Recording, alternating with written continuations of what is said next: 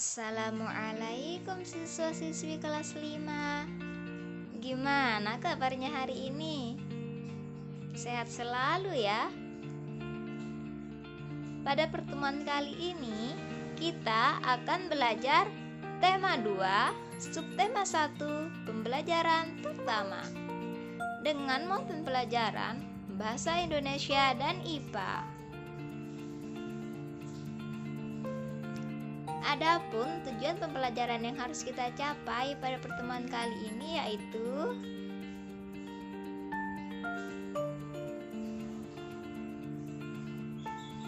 pertama, kita akan belajar tentang mencari informasi penting dari teks. Ada yang tahu apa itu informasi? Ya, informasi adalah sekumpulan fakta yang menggambarkan sebuah peristiwa atau kejadian tertentu. Informasi dapat membuat seseorang mengetahui dan memahami sesuatu. Salah satu cara memperoleh informasi adalah dengan membaca teks dengan cermat. Sekarang, coba amati Dayu yang sedang mengamati ikan hias di akuariumnya. Siswa-siswi kelas 5 bisa lihat pada buku siswa pada halaman 2 tentang Dayu dan ikan hias.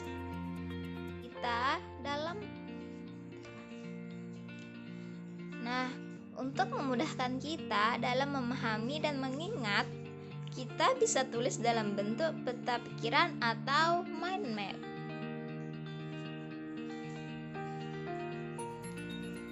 Siswa-siswi kelas 5 bisa melihat contoh mind map atau peta pikiran tentang Dayu dan ikan hias.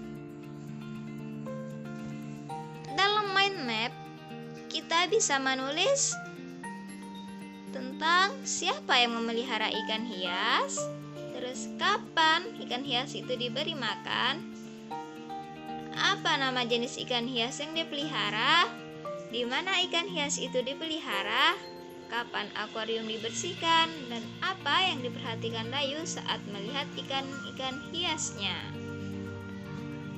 Coba sekarang adik-adik buat peta konsep dalam bukunya.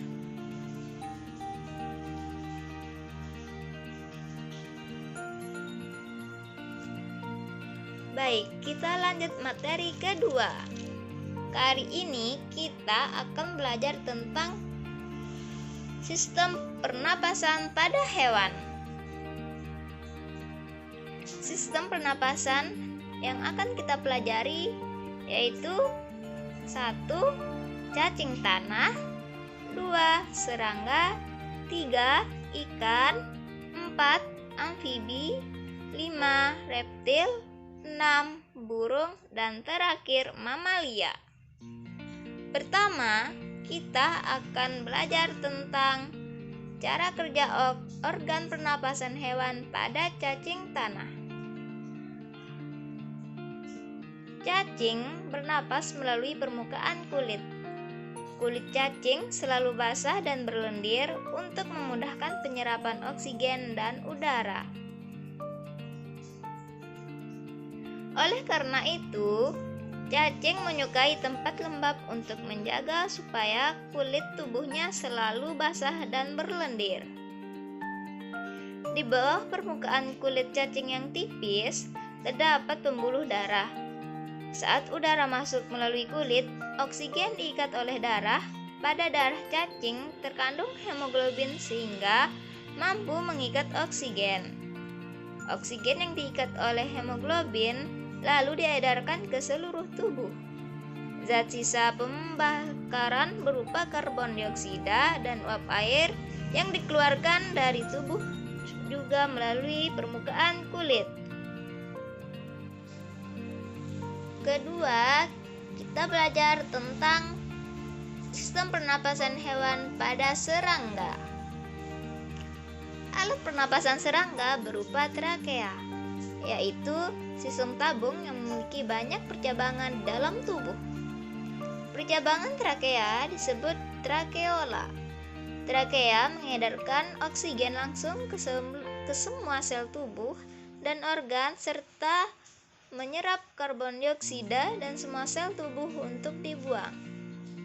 Udara memasuki trakea melalui pori-pori kecil di permukaan tubuh serangga yang disebut spirakel. Selanjutnya, udara beredar melalui pembuluh darah kecil. Sel-sel tubuh mengambil oksigen langsung dari pembuluh kecil tersebut. Kemudian, karbon dioksida dari sel akan mengalir ke trakeola, lalu dibuang melalui lubang spirakel. Kemudian, kita akan belajar tentang sistem pernapasan hewan pada ikan. Ikan bernapas dengan organ khusus mirip saringan yang disebut insang. Insang berbentuk lembaran tipis berwarna merah muda dan selalu lembab. Insang terdapat tepat di belakang rongga mulut pada kedua sisi kepala ikan.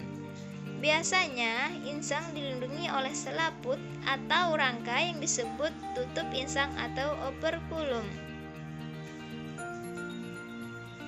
Di balik tutup insang ini terdapat 4 deret insang yang saling tumpang tindih. Pada insang terdapat pembuluh darah halus. Pembuluh darah ini menyerap oksigen yang terkandung dalam air dan melepaskan karbon dioksida dari darah. Insang juga berfungsi sebagai alat pengeluaran garam-garam dan sebagai penyaring makanan. Proses pernapasan ikan terjadi dengan cara membuka dan menutupnya mulut, bergantian dengan membuka dan menutupnya insang. Proses pernapasan ikan terdiri dari 2 tahapan, yaitu inspirasi dan ekspirasi. Inspirasi, mulut ikan membuka dan tutup insang tertutup sehingga air masuk ke dalam rongga mulut. Ekspirasi, yaitu mulut ikan menutup dan tutup insang membuka sehingga air mengalir keluar dan terjadi pertukaran gas. Kemudian kita lanjut ke hewan amfibi. Ada yang tahu amfibi itu apa? Ya, amfibi adalah hewan yang dapat hidup di darat dan di air. Contohnya adalah katak. Saat masih kecebong, katak hidup dalam air dan bernafas menggunakan insang. Insang kecebong terletak di luar tubuhnya dan terdiri atas lembaran-lembaran kulit halus yang mengandung kapiler darah. Setelah menjadi katak muda, insang mulai menyusut dan paru-paru mulai berfungsi. Katak muda pun tumbuh menjadi katak dewasa. Katak dewasa bernafas menggunakan paru-paru dan permukaan kulit. Permukaan kulit katak yang selalu basah memudahkan dalam penyerapan oksigen dan udara. Kita lanjut ke hewan berikutnya, yaitu reptil. Ada yang tahu contoh hewan reptil itu apa? Ya, benar sekali. Hewan yang termasuk jenis reptil yaitu kura-kura, ular, kadal, cicak, buaya, dan biawak. Reptil bernafas menggunakan paru-paru. Ada yang tahu cara reptil bernafas? Reptil bernafas dengan cara udara masuk melalui hidung, lalu ke batang tenggorokan, dan lalu ke paru-paru. Paru-paru reptil terletak di dalam rongga dada dan dilindungi oleh tulang rusuk. Pada reptil yang sering berkubang di air seperti buaya, lubang hidungnya dapat ditutup selama menyelam. Dengan begitu, air tidak akan masuk ke dalam paru-paru. Kita lanjut ke hewan berikutnya, yaitu burung. Burung bernafas dengan sepasang paru-paru dan kantong udara. Burung menghirup udara sebanyak-banyaknya saat tidak terbang. Dan ketika terbang, burung tidak menghirup udara, melainkan udara diembuskan dari kantong udara ke paru-paru. Kantong udara berfungsi sebagai tempat penyimpanan udara. Kita lanjut ke hewan berikutnya, yaitu mamalia. Sebelumnya, ada yang tahu mamalia itu apa? Ya, benar sekali. Mamalia adalah hewan yang menyusui.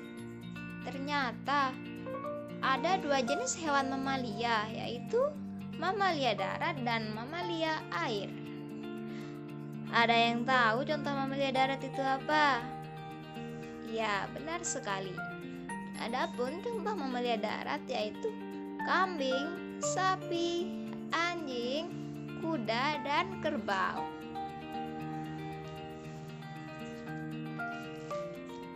Mamalia bernapas menggunakan paru-paru.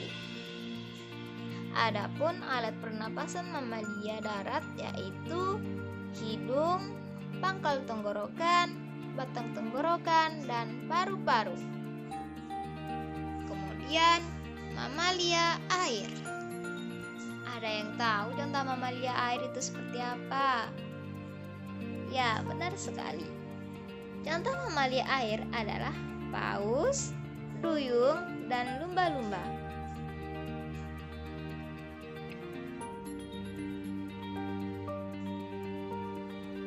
Mamalia air, hidungnya dilengkapi dengan katup, sehingga saat mamalia tersebut menyelam, katup akan menutup, dan saat mamalia tersebut muncul ke permukaan air, maka katup akan terbuka. Saat itulah mamalia air akan menghirup oksigen serta mengeluarkan karbon dioksida dan uap air. Sekian materi pada pembelajaran kali ini. Kurang lebihnya mohon maaf. Dan assalamualaikum warahmatullahi wabarakatuh.